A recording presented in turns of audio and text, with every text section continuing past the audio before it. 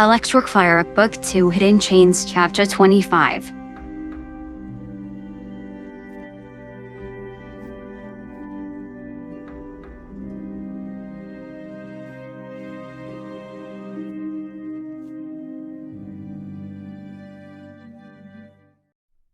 Those yells of terror from that video still play into my mind. They were my own. Every time I closed my eyes, I could see the look of terror, hurt, and the tears stream down my face as I put through those tests. I can see why Gerald wanted to destroy it. It showed a side of me that he didn't want Gunn to see. He didn't want them to know what I could be put through. I remembered my talk with Sonic before he had hit play. He sat beside me on the bed for a while. Seeing the video hit him hard too. It took a while before the silence between us had broke. Sonic seemed to be having a tough time getting over what he had witnessed on the TV. He stared at his beanbag chair. The journals were still there. Seemed he forgot to hide them. Sonic got up after a bit to put the ring back in the brown bag before coming back to sit beside me. It didn't seem like anything had changed. I guess he was still my friend. He just wasn't sure on what to say, and that was the same for me. But then Sonic got up minutes later to go downstairs. He came back with 2 juice boxes and the movie Speed. I forgot all about it. My ears perked when I saw the movie. I ended up taking the case from Sonic when he was about to put it in. I just wanted to see what it looked like. Sonic watched me as I read the description of the movie after looking at the cover once. Once done, I gave it back to him, and gave him a nod. I didn't think we'd be able to sleep that night. At least we could watch a movie to try and forget the video we had watched. He handed me a juice box before putting the disc into the DVD player. We both ended up falling asleep to it, though we were lying on the floor. By the time our juice boxes were empty, I'm laying on the ground. I don't remember my dream, but I remember feeling comfortable as I did sleep. As for the movie, it stayed on the play menu once it was over. I woke up to a brightly lit room as the daylight peeked in through the large window. Sonic was starting to wake as well. He was stretching a bit. Well, I guess we both actually fell asleep last night. I just chuckled a bit. He stated the obvious, but I didn't mind it much as I got off of the floor and stretched a bit as well. But then we both heard a helicopter fly over ahead of us. I darted downstairs upon instinct. Sonic just looked up at the chopper from the window. Shadow, it's fine. Sonic yelled as it passed overhead. I thought it might have been one of Gunn's. Sonic came down the stairs once it was long gone. We both couldn't hear it. Sonic went to the kitchen to find food.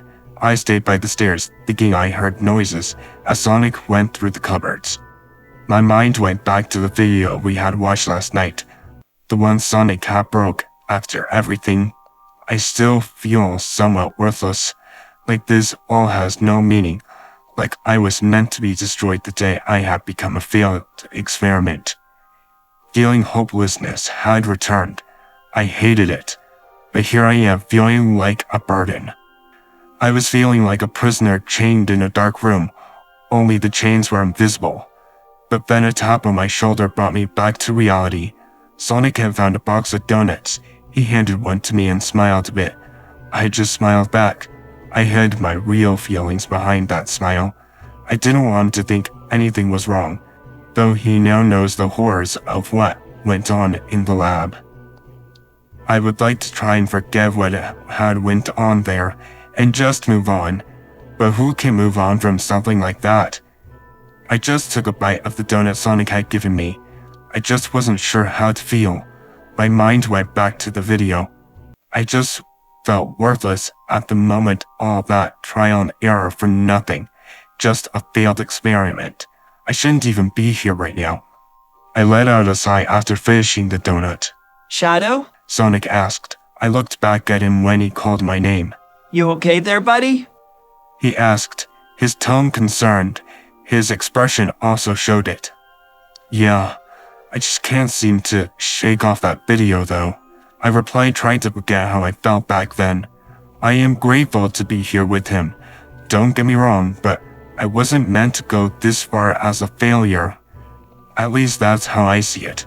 But then again, I'm more happy here than I ever was on the Ark. The Ark is one reason why I don't smile much after everything I have been through there. I barely smiled. I faked a smile usually when I was around Maria. I couldn't tell her about the lab. I didn't want to upset her, since she was the only one there who showed compassion towards me. Sonic just nodded a bit, but his concerned look didn't go away. He stayed by my side. I didn't try to push him away though. I just wasn't sure what to say to my friend at that moment. I decided to let go of my feelings for now. I just wanted to focus on the present. Were you thinking of that video again? He asked, shaking me out of my thoughts. I only nodded and looked away from him.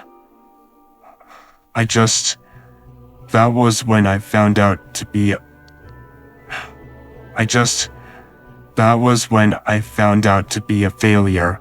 They wanted to test me to make sure I was worthy enough to be called an ultimate life form. But as you saw in the video, that was after Gerald found out I wasn't able to carry a cure. Again. I'm sorry you had to see that. At least the disc is destroyed now.